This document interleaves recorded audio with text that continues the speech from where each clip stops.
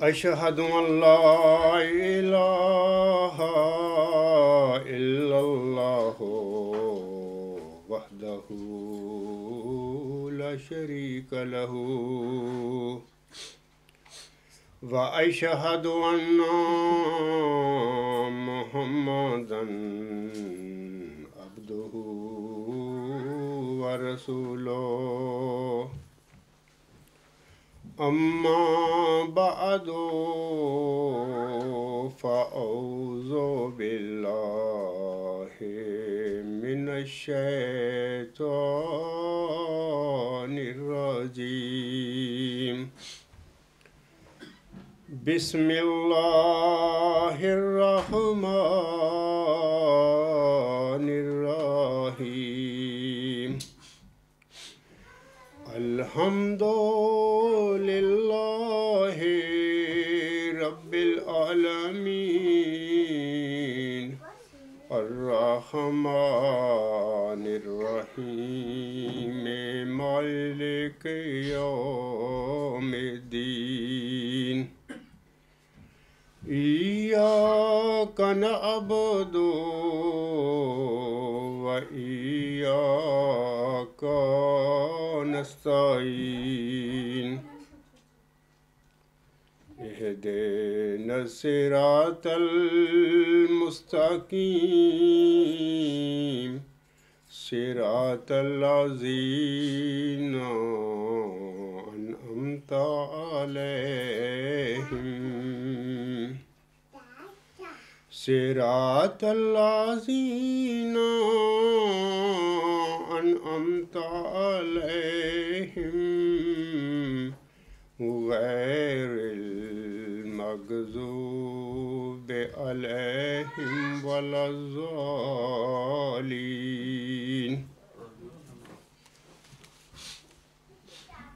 اے میرے مسلمان بھائیوں، بہنوں اور بزرگوں، کل رمضان کے مبارک مہینہ کا اختتام ہوا ہے اور آج یکم شوال کے دن ہم عید الفطر منا رہے ہیں۔ عید کا لفظ دراصل عود سے نکلا ہے، یا ہم کہہ سکتے ہیں کہ عود سے مشتق ہے، جس کے معنی لوٹنے کے ہیں۔ ہر سال چونکہ خوشی کا یہ دن بار بار آتا ہے، لہٰذا اسی مناسبت سے یہ خوشی کا دن عید کہلاتا ہے۔ ہم مسلمان سال میں 2 عیدیں مناتے ہیں۔ پہلی عید ماہ رمضان کے اختتام پر یکم شوال کو منائی جاتی ہے اور اس کا نام عید الفطر ہے۔ اور یہ بھی واضح رہے کہ فطر کے معنی روزہ توڑنا یا ختم کرنا کے ہیں۔ عید الفطر کے روزوں کا سلسلہ ختم ہوتا ہے۔ اس روز اللہ تعالیٰ اپنے بندوں کو روزہ اور عبادت رمضان کا ثواب عطا فرماتے ہیں، لہذا اسی مناسبت سے اس دن کو عید الفطر قرار دیا گیا ہے۔ اس عید الفطر کا نام دینے کی ایک اور وجہ بھی ہے، اور وہ یہ ہے کہ چونکہ اس دن عید کی نماز سے قبل صدقہ فطر ادا کیا جاتا ہے، یہ صدقہ آخرت میں بندے کی نجات کا ذریعہ بنتا ہے، لہذا اس وجہ سے بھی ہم روزوں کے اختتام پر منائی جانے والی عید کو عید الفطر کہتے ہیں۔ عید الفطر ہر سال یکم شوال کو پلٹ کر آتی ہے اور تب تک آتی رہے گی جب تک قیامت نہ برپا ہو جائے۔ ہمارے رب العالمین کی جانب سے روزہ داروں کے لیے اس انعام کا نام عید الفطر رکھا گیا ہے۔ سامعین کرام، ہجرت مدینہ سے پہلے یثرب کے لوگ 2 عیدیں مناتے تھے، جن میں وہ لہو و لعب میں مشغول ہوتے اور بے راہ ربی کے مرتکب ہوتے تھے۔ چنانچہ نبی کریم صلی اللہ علیہ وسلم نے زمانہ جاہلیت کی ان دونوں غلط رسوم پر مشتمل عیدوں کی جگہ عید الفطر اور عید الاضحیٰ منانے اور ان دونوں عیدوں میں شرع کی حدود میں رہ کر خوشیاں منانے اچھا لباس پہننے اور بے راہ ربی کی جگہ عبادت، صدقہ اور قربانی کرنے کا حکم فرمایا ہے۔ روزہ ماہ رمضان کی ایک فرض عبادت کا نام ہے جسے اسلام کے بنیادی عقائد میں تیسری حیثیت حاصل ہے، اور اسلامی عبادات میں یہ دوسرے نمبر پر آتا ہے۔ اگر کوئی بھی شخص رمضان کا مہینہ پائے اور بغیر کسی شرعی عذر کے وہ روزے نہ رکھے تو وہ اللہ تعالیٰ کی طرف سے سزا کا مستوجب ہوگا جس کی تلافی ممکن نہیں۔ چنانچہ ایک حدیث میں آتا ہے، کعب رضی اللہ تعالیٰ عنہ بن اجرا فرماتے ہیں کہ ایک دن حضور صلی اللہ علیہ وآلہ وسلم خطبہ دینے کے لیے ممبر پر چڑھ رہے تھے۔ جب آپ صلی اللہ علیہ وسلم نے پہلے زینے پر قدم رکھا تو فرمایا آمین، پھر دوسرے زینے پر قدم رکھا تو فرمایا آمین، اور جب تیسرے زینے پر قدم رکھا تو بھی فرمایا آمین۔ جب آن حضرت صلی اللہ علیہ وآلہ وسلم خطبہ سے فارغ ہوئے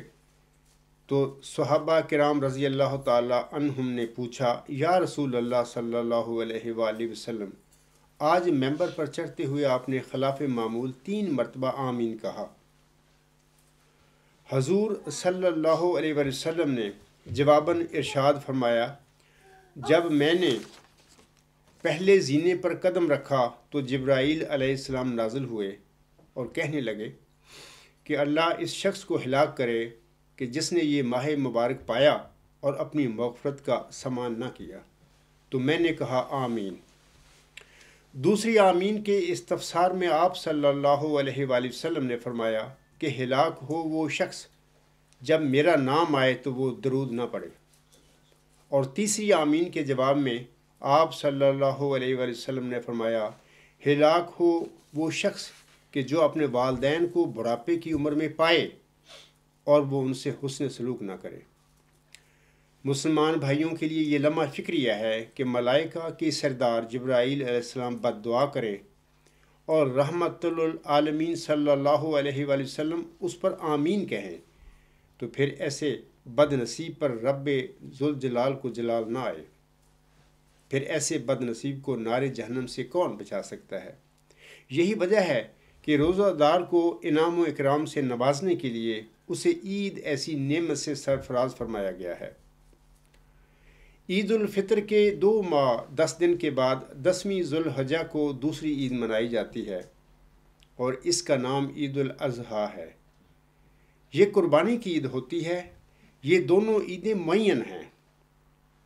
اور مسلمان ہر سال انہیں مقررہ تاریخوں پر مناتے ہیں۔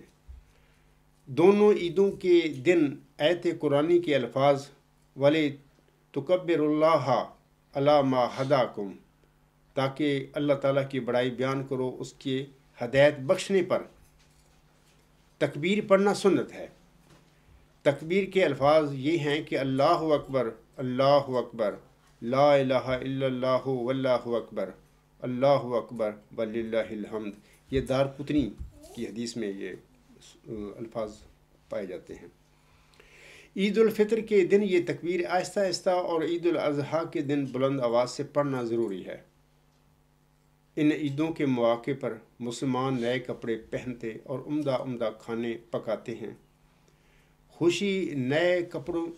نئے کپڑوں اور عمدہ کھانوں کی نہیں ہوتی، بلکہ اس کی ہوتی ہے کہ ہم پر اللہ تعالیٰ نے ماہ رمضان میں روزے رکھنے کا جو فرض عائد کیا تھا،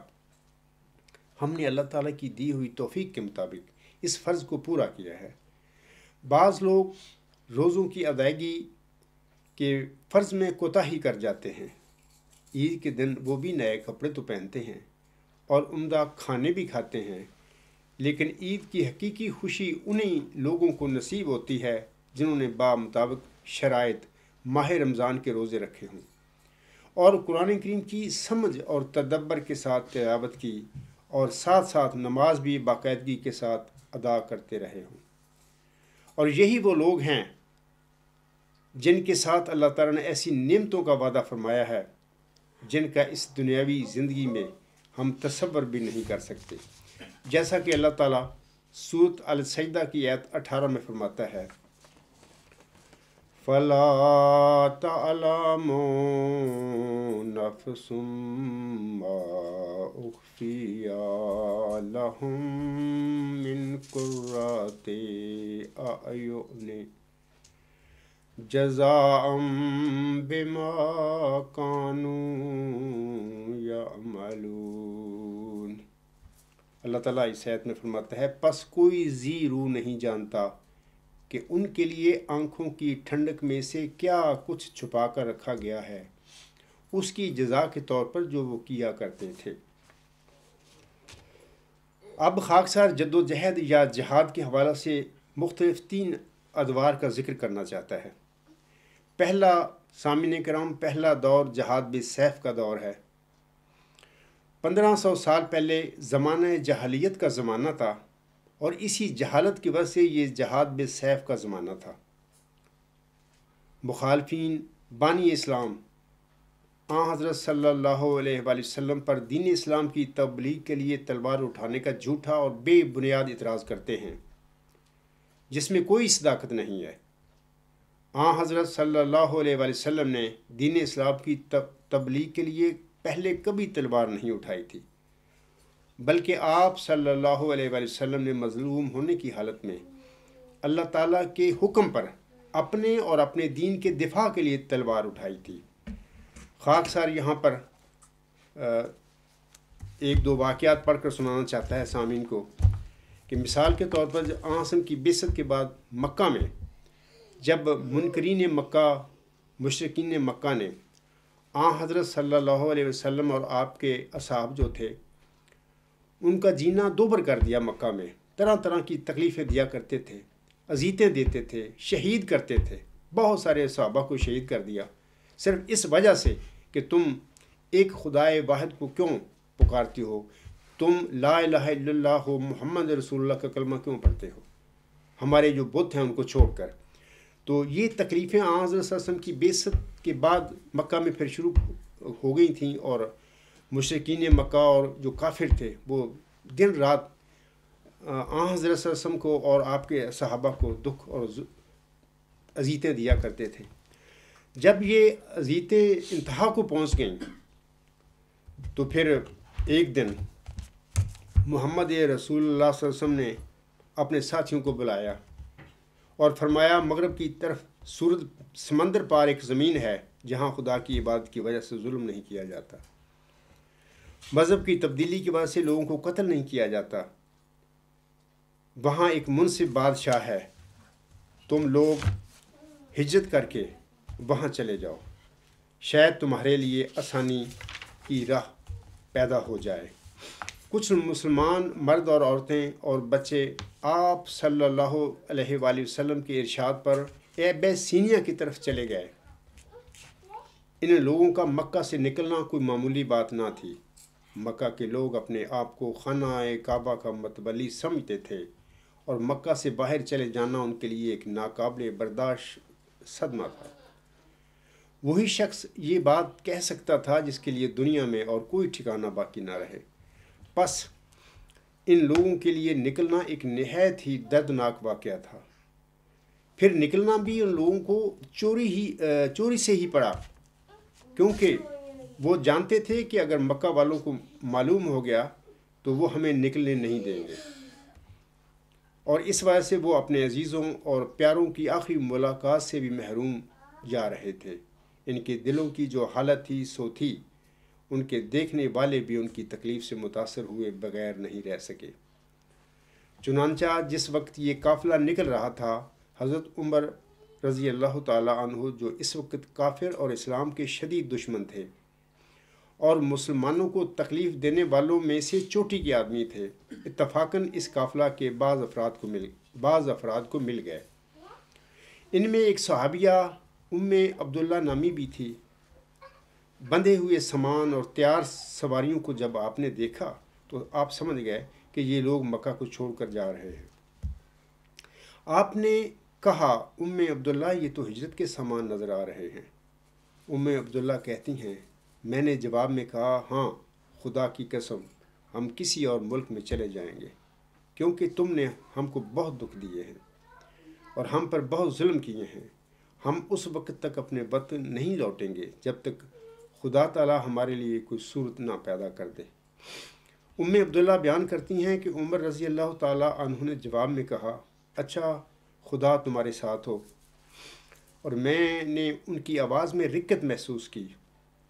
جو اس سے پہلے میں نے کبھی محسوس نہیں کی تھی۔ پھر وہ جلدی سے منہ پھیر کر چلے گئے، اور میں نے محسوس کیا کہ اس واقعہ سے ان کی طبیعت نہایت ہی غمگین ہو گئی ہے۔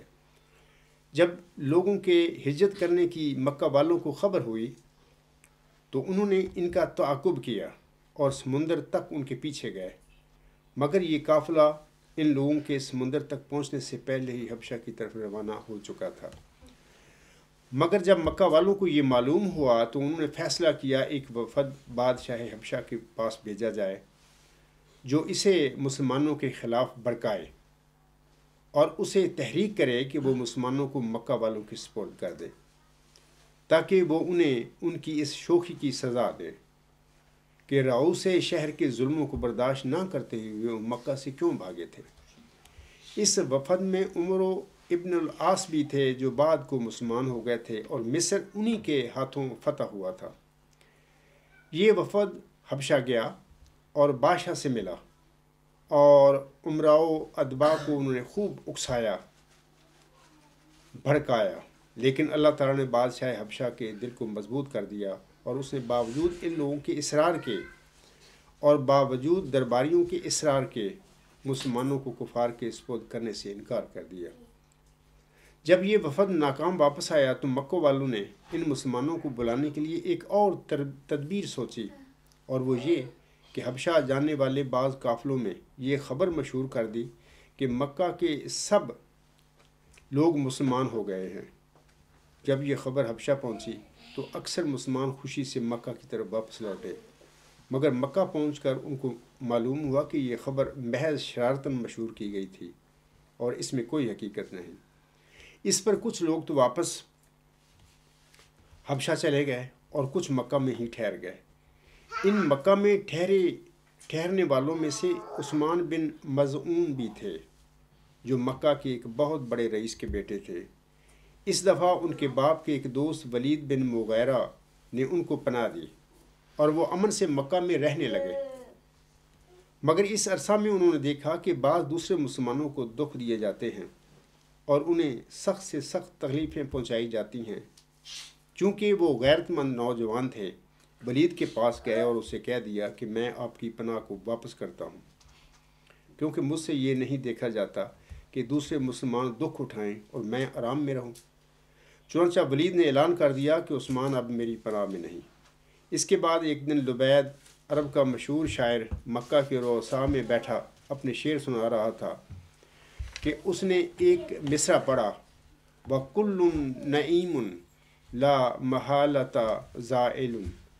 جس کے معنی یہ ہیں کہ ہر نعمت آخر مٹ جانے والی ہے۔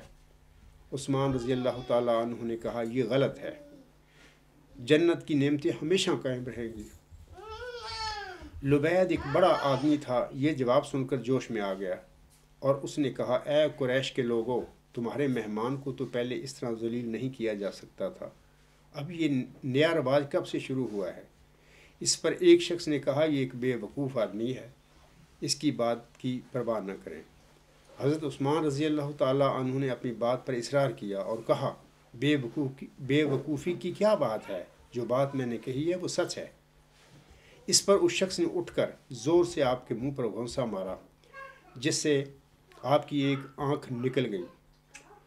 ولید اس وقت مجلس میں بیٹھا ہوا تھا۔ عثمان رضی اللہ تعالیٰ عنہ کے باپ کے ساتھ اس کی بڑی گہری دوستی تھی۔ اپنے مردہ دوست کے بیٹے کی یہ حالت اس سے دیکھی نہ گئی، مگر مکہ کے رواج کے مطابق جب عثمان رضی اللہ تعالیٰ عنہ اس کی پناہ میں نہیں تھے تو وہ ان کی حمایت بھی نہیں کر سکتا تھا، اس لیے اور تو کچھ نہ کر سکا۔ نہایت ہی دکھ سے عثمان ہی کو مخاطب کر کے بولا، اے میرے بھائی کے بیٹے، خدا کی قسم تیری یہ آنکھ اس صدمہ سے بچ سکتی تھی جبکہ تو ایک زبردست حفاظت میں تھا، یعنی میری پناہ میں تھا، لیکن تو نے خود ہی اس پناہ کو چھوڑ دیا اور یہ دن دیکھا۔ عثمان رضی اللہ تعالیٰ عنہ نے جواب میں کہا، جو کچھ میرے ساتھ ہوا ہے میں خود اس کا خواہش مند تھا، تم میری پھوٹی ہوئی آنکھ پر ماتم کر رہے ہو، حالانکہ میری تندرست آنکھ اس بات کے لیے تڑپ رہی ہے کہ جو میری بہن کے ساتھ ہوا ہے وہی میرے ساتھ کیوں نہیں ہوا۔ محمد رسول اللہ صلی اللہ علیہ وآلہ وسلم کا نمونہ میرے لیے بس ہے۔ اگر وہ تکلیفیں اٹھا رہے ہیں تو میں کیوں نہ اٹھاؤں؟ میرے لیے خدا کی حمایت کافی ہے۔ تو یہ تو وہ حالات تھے مکہ میں حضرت صلی اللہ علیہ وسلم اور آپ کے صحابہ کے ساتھ منکرین مکہ اور مشرکین مکہ نے روا رکھے ہوئے تھے۔ اور پھر انہی دکھوں انہی تکلیفوں سے تنگ آ کر ہم نے اپنے بعض اصحاب کو حکم دیا کہ آپ حبشہ کی طرف چلے جائیں۔ تو اسی حوالہ سے اللہ تعالیٰ سورۃ الحج کی آیات 40 اور 41 میں فرماتا ہے، اُذِنَ لِلَّذِينَ يُقَاتَلُونَ بِأَنَّهُمْ ظُلِمُوا وَإِنَّ اللَّهَ عَلَىٰ نَصْرِهِمْ لَقَدِيرٌ الَّذِينَ أُخْرِجُوا مِنْ دِيَارِهِمْ بِغَيْرِ حَقٍّ إِلَّا أَن يَقُولُوا رَبُّنَا اللَّهُ وَلَوْلَا دَفْعُ اللَّهِ النَّاسَ بَعْضَهُم بِبَعْضٍ لَهُدِّمَتْ صَوَامِعُ وَبِيَعٌ وَصَلَوَاتٌ وَمَسَاجِدُ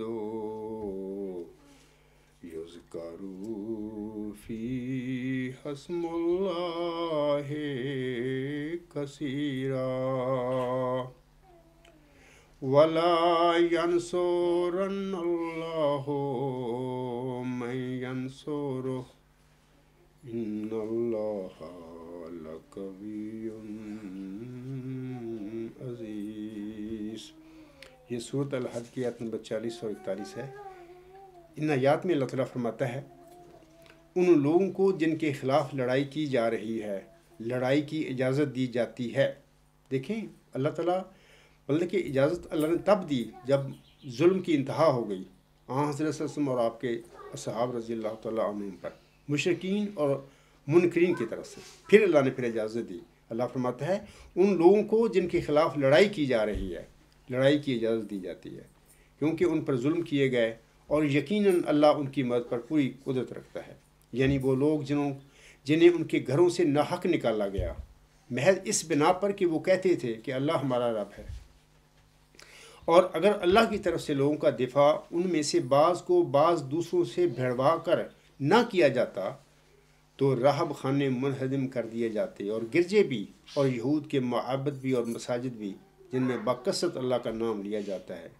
اور یقیناً اللہ ضرور اس کی مدد کرے گا جو اس کی مدد کرتا ہے۔ یقیناً اللہ بہت طاقتور اور کامل غلبہ والا ہے۔ اسی طرح اللہ تعالیٰ سورۃ البقرہ کی آیت 191 میں بھی فرماتا ہے، وہ بھی میں پڑھتا ہوں۔ اللہ تعالیٰ فرماتا ہے وَقَاتِلُوا فِي سَبِيلِ اللَّهِ الَّذِينَ يُقَاتِلُونَكُمْ وَلَا تَعْتَدُوا إِنَّ اللَّهَ لَا يُحِبُّ المعتدین۔ اللہ فرماتا ہے اس آیت میں اور اللہ کی راہ میں ان سے لڑائی کرو جو تم سے لڑائی کرتے ہیں، اور زیادتی نہ کرو، یقیناً اللہ زیادتی کرنے والوں کو پسند نہیں فرماتا۔ سامعین کرام، یہ تو جہاد بالسیف کا دور تھا، جہالت کا زمانہ تھا، اور اس میں بھی ہمارے پیارے نبی حضرت محمد مصطفیٰ احمد مجتبیٰ صلی اللہ علیہ وسلم نے منکرین اور مشرکین کے مطلب کہ حد سے زیادہ ظلموں اور اذیتوں کو برداشت کرنے کے بعد اللہ تعالیٰ کے حکم پر پھر تلوار اٹھائی تھی اپنے دفاع اور اپنے دین کے دفاع کے لیے۔ تو یہ 1500 سال پہلے کا واقعہ ہے۔ जद्दोजहद या जहाद के हवाले से दूसरा कलमी दौर है सामने कराम, जो कि करीबन 1450 से शुरू हुआ। कलमी जहाद का यूहन्नस गुटेनबर्ग के साथ गहरा तल्लक है। यूहन्नस गुटेनबर्ग जर्मनी के शहर माइन्स में 1400 में पैदा हुए थे और उन्होंने 1450 में प्रिंटिंग प्रेस ईजाद कर ली। प्रेस की ईजाद से पहले मुसलमानों और ईसाइयों के दरमियान 10 के करीब सलीबी जंगें लड़ी गई थी। मिसाल के तौर पर पहली सलीबी जंग 1097 से 1145 तक लड़ी जाती रही। 8वीं जंग जो सलीबी है वो 1268 तक लड़ी गई। इसके अलावा दीगर सलीबी जंगें जो हैं 1456 तक वो लड़ी जाती रहीं। और 9वीं सलीबी जंग, ये जो मैं विकीपीडिया के मुतालिक मैं बता रहा हूँ आप लोगों को, 11 सितंबर 2001 को जब वो अमेरिका में वो ट्विन टावर पर हमला हुआ था, उसके बाद उस वक्त जो अमेरिका का सदर था जॉर्ज बुश, उसने फिर ये 9वीं सलीबी जंग शुरू की, और जो कि अब तक दहशतगर्दी के नाम पर लड़ी जा रही है। यानी मुसलमानों को दहशतगर्द करार दिया गया, नाम नहीं लिया जाता मुसलमान को कि हम मुसलमानों के खिलाफ जंग लड़ रहे हैं, क्योंकि ईसाई लोग हैं सारे,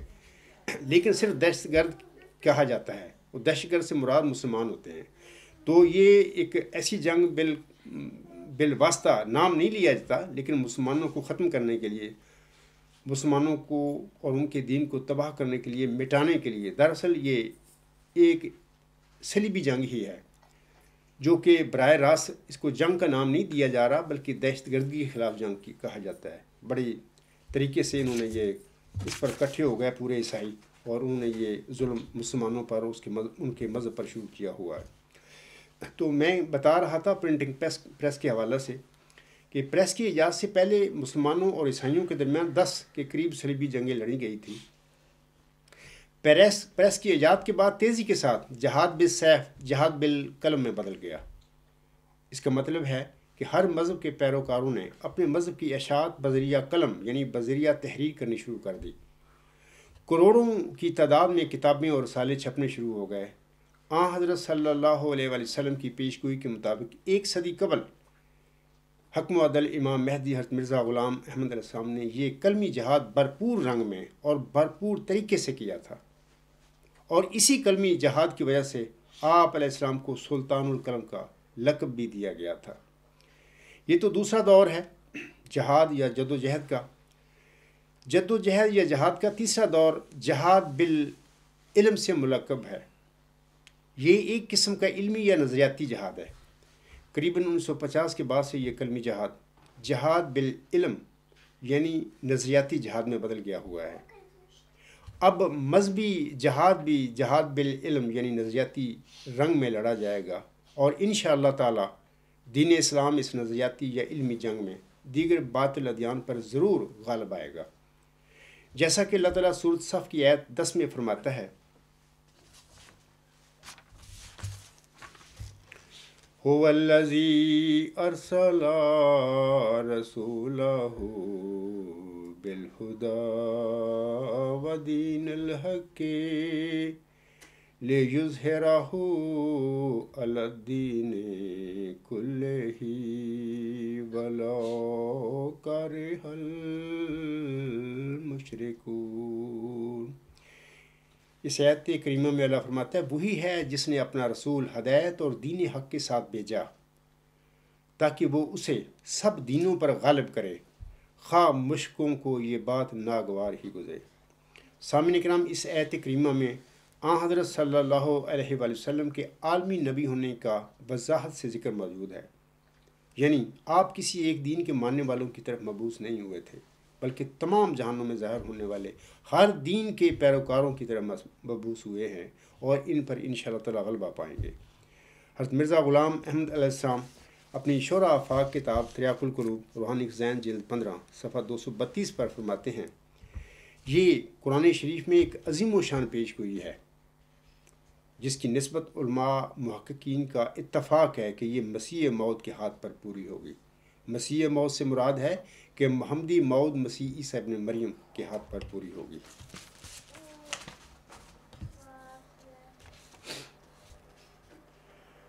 سورہ صف کی آیت سامعین کرام جس کی ابھی میں نے تلاوت کی ہے، اس میں اللہ تعالیٰ نے اپنے پیارے نبی حضرت محمد مصطفیٰ احمد مجتبیٰ صلی اللہ علیہ وسلم سے دین اسلام کا دیگر ادیان باطلہ پر فتح اور غلبے کا وعدہ فرمایا ہوا ہے۔ قرآن کریم میں یہ آیت یا یہ وعدہ مختلف صورتوں میں 3 دفعہ بیان ہوا ہے۔ صورت توبہ میں بھی اللہ تعالیٰ نے یہ وعدہ فرمایا ہے نبی پاک صلی اللہ علیہ وسلم سے، اس کے بعد صورت فتح میں بھی یہ وعدہ اللہ تعالیٰ نے پیارے نبی صلی اللہ علیہ وسلم وعدہ فرمایا، اور یہ صورت صف کی جو ابھی میں نے تلاوت کی ہے آیت کریمہ نمبر 10، اس میں بھی اللہ تعالیٰ نے اپنے پیارے نبی حضرت محمد مصطفیٰ احمد مجتبیٰ صلی اللہ علیہ وسلم سے یہ وعدہ فرمایا ہے کہ دین اسلام اللہ تعالیٰ کا جو دین ہے باطل ادیان پر انشاءاللہ تعالیٰ ایک دن ضرور ایسا آئے گا کہ غالب آئے گا۔ یہ آیت سامعین کرام حضرت صلی اللہ علیہ وآلہ وسلم پر نازل ہوئی تھی۔ اس آیت میں حضرت صلی اللہ علیہ وآلہ وسلم تو مخاطب ہیں ہی، لیکن حکم و عدل حضرت مرزا غلام احمد اسلام کے مطابق اس آیت میں حضرت صلی اللہ علیہ وسلم کے علاوہ محمدی موعود مسیح عیسیٰ ابن مریم بھی مخاطب ہیں، جیسا کہ اس حوالے سے حکم و عدل حضرت مرزا غلام احمد علیہ السلام فرماتے ہیں۔ یہ ان کا ایک حوالہ ہے، خطبہ الہامیہ روحانی خزائن جلد 16 صفحہ 18۔ آپ علیہ السلام فرماتے ہیں، احادیث نبیہ میں متواتر آ چکا ہے کہ مسیح آنے والا صاحب المنارہ ہوگا،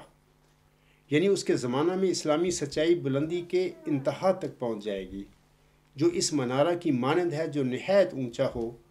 اور دین اسلام سب دینوں پر غالب آ جائے گا، اسی کی مانند جیسا کہ کوئی شخص جب ایک بلند مینار پر اذان دیتا ہے تو وہ آواز تمام آوازوں پر غالب آ جاتی ہے، سو مقدر تھا کہ ایسا ہی مسیح کے دنوں میں ہوگا۔ مسیح سے مراد ہمارے پیارے آقا حضرت مرزا غلام احمد اسلام کی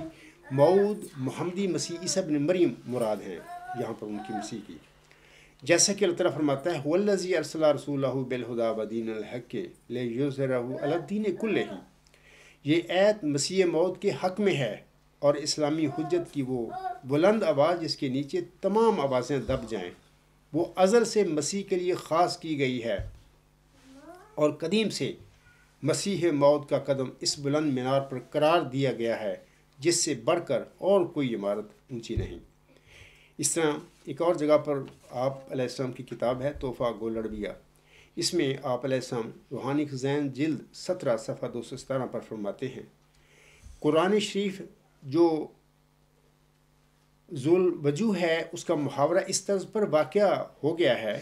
کہ ایک آیت میں حضرت صلی اللہ علیہ وآلہ وسلم مراد اور مصداق ہوتے ہیں، اور اس آیت کا مصداق مسیح موعود بھی ہوتا ہے، جیسا کہ آیت وَالَّذِي أَرْسَلَ رَسُولَهُ بِالْهُدَىٰ سے ظاہر ہے، اور رسول سے مراد اس جگہ حضرت صلی اللہ علیہ وآلہ وسلم بھی ہیں اور مسیح بھی مراد ہے، جس کی آپ صلی اللہ علیہ وسلم نے نزول مسیح عیسیٰ ابن مریم میں پیش ہوئی فرمائی ہوئی ہے امت کے لیے۔ اسی طرح آپ کی کتاب ہے اربعین، اس میں آپ علیہ السلام فرماتے ہیں روحانی خزائن جلد 17 صفحہ 444 حاشیہ، آپ علیہ السلام فرماتے ہیں علوم اور معارف بھی جمالی طرز میں داخل ہیں، اور قرآن شریف کی آیت لِيُظْهِرَهُ عَلَى الدِّينِ كُلِّهِ میں وعدہ تھا کہ یہ علوم اور معارف مسیح موعود کو اکمل اور اتم طور پر دیے جائیں گے، کیونکہ تمام دینوں پر غالب ہونے کا ذریعہ علوم حقہ اور معارف صادقہ اور دلائل بینہ اور آیات قہرہ ہیں، اور غلبہ دین کا انہی پر موقوف ہے۔ ایک اور حوالہ ہے آپ علیہ السلام کی کتاب چشمہ معرفت سے، آپ علیہ السلام فرماتے ہیں روحانی خزائن جلد 23 صفحہ 91، آپ علیہ السلام فرماتے ہیں زمانہ محمدی کے سر پر حضرت صلی اللہ علیہ وآلہ وسلم ہیں، اور اس کے آخر میں مسیح موعود تھا، اور ضرور تھا کہ یہ سلسلہ دنیا کا منقطع نہ ہو جب تک کہ وہ پیدا نہ ہو لے، کیونکہ وحدت اقوامی کی خدمت اسی نائب النبوت کے عہد سے وابستہ کی گئی ہے، اور اسی کی طرف یہ آیت اشارہ کرتی ہے، اور وہ یہ ہے وَالَّذِي أَرْسَلَ رَسُولَهُ بِالْهُدَىٰ وَدِينِ الْحَقِّ لِيُظْهِرَهُ عَلَى الدِّينِ كُلِّهِ، یعنی خدا وہ خدا ہے جس نے اپنے رسول کو ایک کامل ہدایت اور سچے دین کے ساتھ بھیجا تا اس کو ہر ایک قسم کے دین پر غلب کر دے، یعنی ایک عالمگیر غلبہ اس کو عطا کرے، اور چونکہ وہ غلبہ عالمگیر غلبہ حضرت صلی اللہ علیہ وسلم کے زمانہ میں ظہور میں نہیں آیا، اور ممکن نہیں کہ خدا کی پیشگوئی میں کچھ تخلف ہو، اس لیے اس عید کی نسبت ان سب متقدمین کا اتفاق ہے جو ہم سے پہلے گزر چکے کہ یہ عالمگیر غلبہ مسیح موعود کے وقت میں ظہور میں آئے گا انشاءاللہ تعالی۔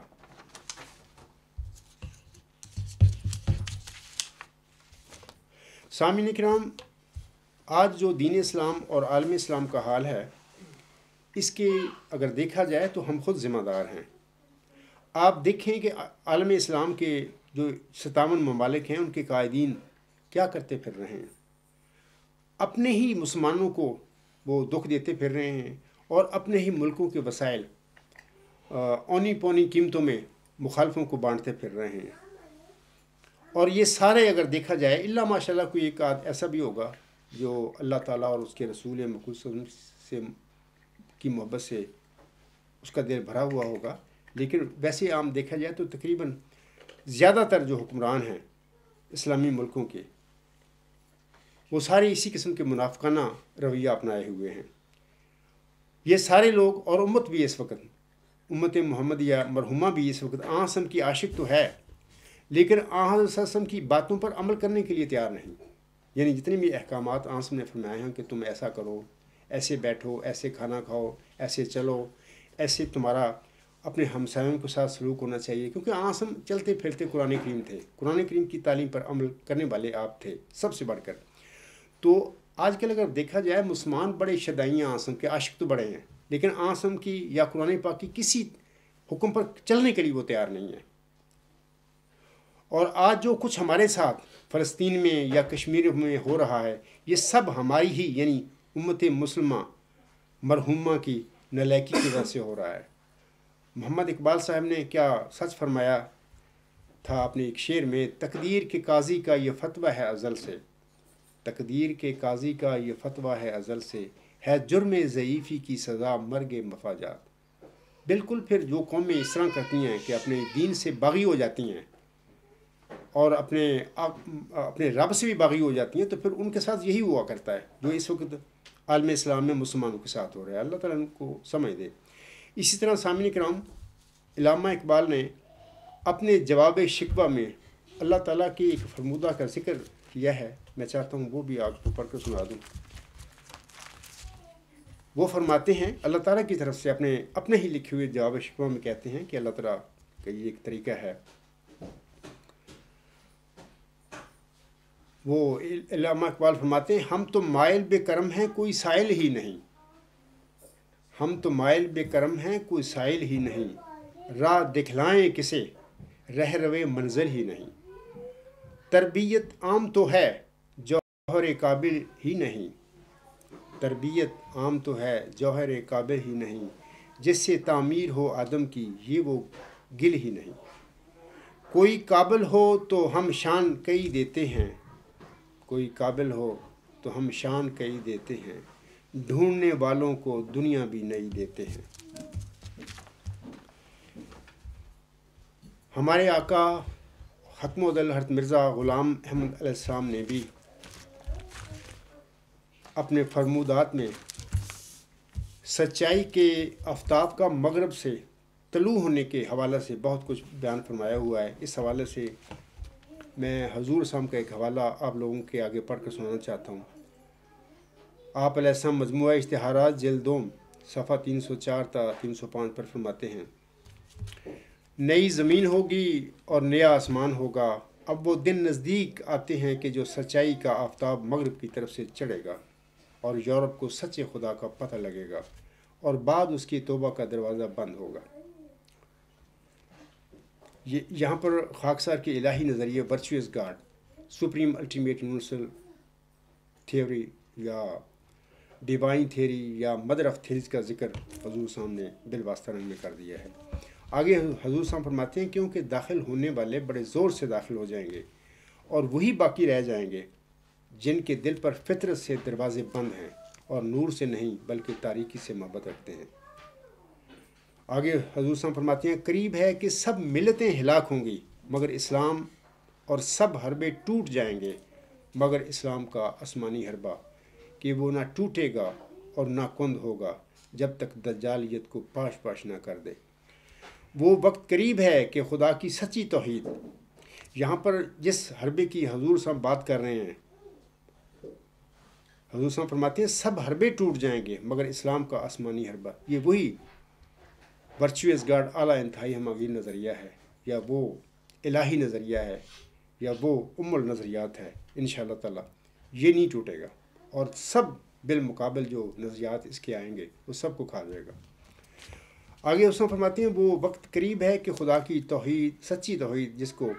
بیابانوں کے رہنے والے اور تمام تعلیموں سے غافل بھی اپنے اندر محسوس کرتے ہیں، ملکوں میں پھیلے گی انشاءاللہ تعالیٰ۔ اس دن نہ کوئی مصنوعی کفارہ باقی رہے گا اور نہ کوئی مصنوعی خدا، اور خدا کا ایک ہی ہاتھ کفر کی سب تدبیروں کو باطل کر دے گا، لیکن نہ کسی تلوار سے اور نہ کسی بندوق سے،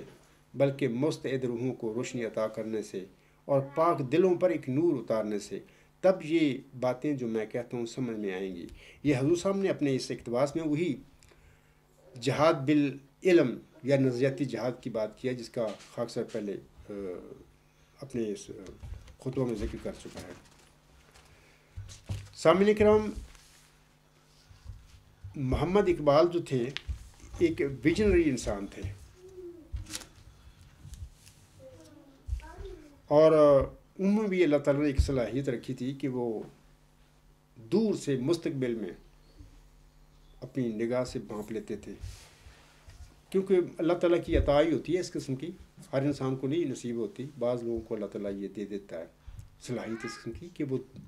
مستقبل کے بارے میں وہ بھانپ جاتے ہیں کہ کیا ہونے والا ہے۔ اسی حوالے سے وہ اپنے 2 شعروں میں فرماتے ہیں، میں چاہتا ہوں کہ ان کا بھی ذکر کر دوں۔ وہ کہتے ہیں آنکھ جو کچھ دیکھتی ہے لب پہ آ سکتا نہیں، آنکھ جو کچھ دیکھتی ہے لب پہ آ سکتا نہیں، محب حیرت ہوں کہ دنیا کیا سے کیا ہو جائے گی، شب گریزاں ہوگی آخر جلوہ خورشید سے، شب گریزاں ہوگی آخر جلوہ خورشید سے، یہ چمن معمور ہوگا نغمہ توحید سے۔ انشاءاللہ تعالیٰ یہ نغمہ توحید کا جو بات کر رہے ہیں نا علامہ اقبال، یہ وہی ورچوئس گاڈ اعلیٰ انتہائی ہمگیر نظریہ ہے یہاں پر، وہ اس کو نغمہ توحید وہ کہہ رہے ہیں۔ تو انشاءاللہ تعالیٰ آپ دیکھیں گے کہ آئندہ یہی کچھ ہوگا۔ آخر پہ میں شوال کے روزوں کے حوالے سے بھی چند باتیں میں اپنے بھائیوں سے کہنا چاہتا ہوں کہ رمضان المبارک کے بعد ماہ شوال کے ابتدائی 6 روزے رکھنا مستحب ہے، اور احادیث مبارکہ میں ان کی بہت فضیلت اور ترغیب آئی ہے۔ مسلم کتاب الصیام میں حضرت ابو ایوب انصاری رضی اللہ تعالیٰ عنہ کی طرف سے روایت ہے کہ نبی اکرم صلی اللہ علیہ وسلم نے ارشاد فرمایا ہے، جو شخص رمضان کے روزے رکھے اور اس کے بعد عید کا دن چھوڑ کر شوال کے بھی 6 روزے رکھے، اس کو اتنا ثواب ملتا ہے جیسے اس نے سال بھر کے روزے رکھے ہیں، کیونکہ ایک روزے کا 10 گنا ثواب ملتا ہے، اس طرح 36 روزوں کا 360 گنا ثواب ملے گا۔ اور اب خاکسار خطبہ ثانیہ پڑھے گا، اور اس کے بعد ہم سب اجتماعی دعا کریں گے، اور ہماری اجتماعی دعا کے بعد ہماری یہ عید کا جو ہمارا نماز ہے وہ ختم ہو جائے گی۔ وما علینا الا البلاغ وآخر دعوانا الحمد للہ رب العالمین۔ فالحمد للہ اول وآخر وظاہر وباطنا هو مولانا نعم المولا ونعم النصیر ونعم الوکیل۔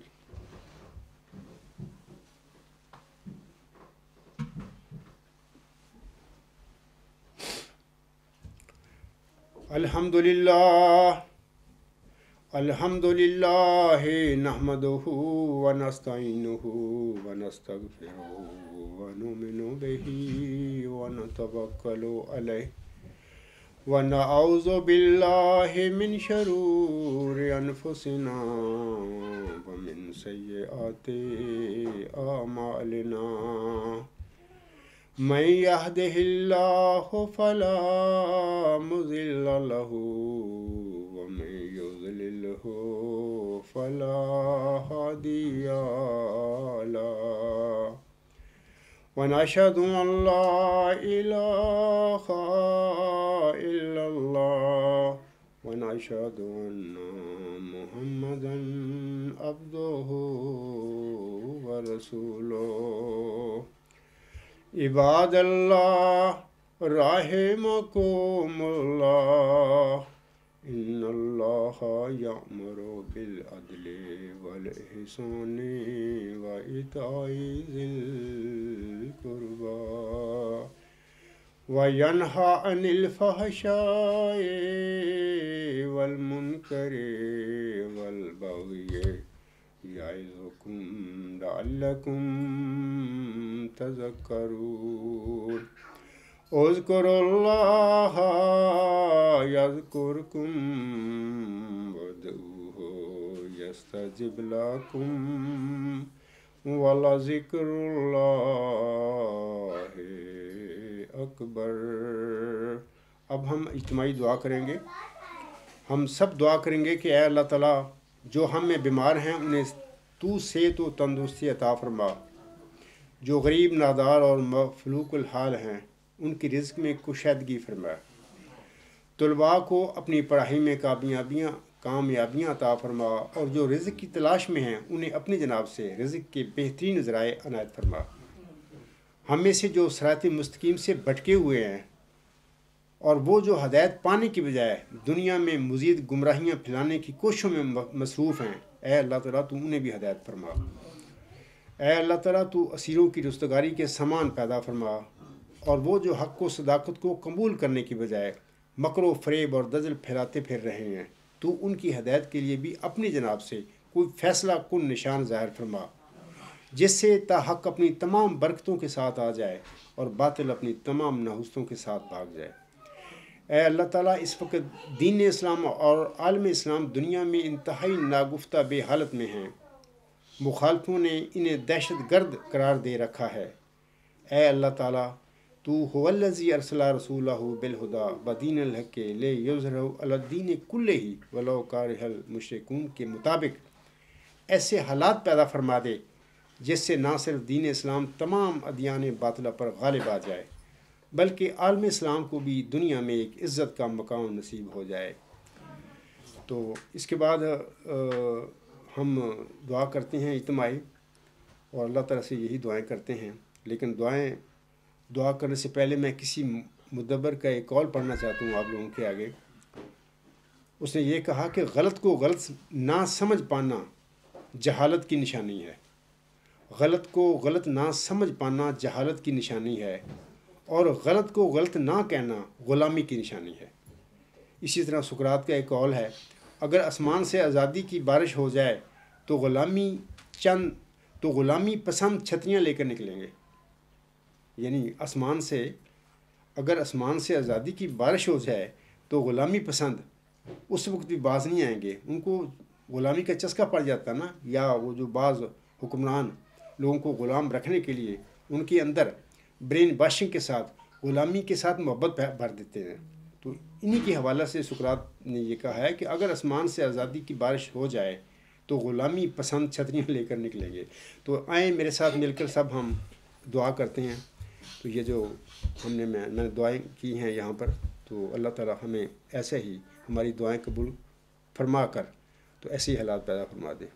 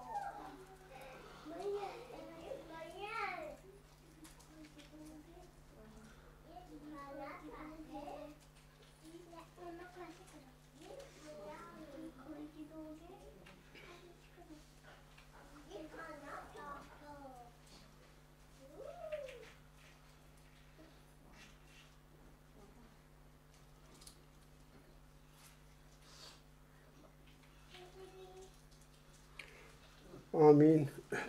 ثم آمین۔ میری طرف سے اور میرے ساتھی جو اس وقت نماز پڑھ رہے ہیں ان سب کی طرف سے تمام احمدی بہنوں بھائیوں اور بزرگوں اور تمام مسلمان بہنوں بھائیوں اور بزرگوں کو دلی طور پر عید الفطر مبارک ہو۔ آمین ثم آمین۔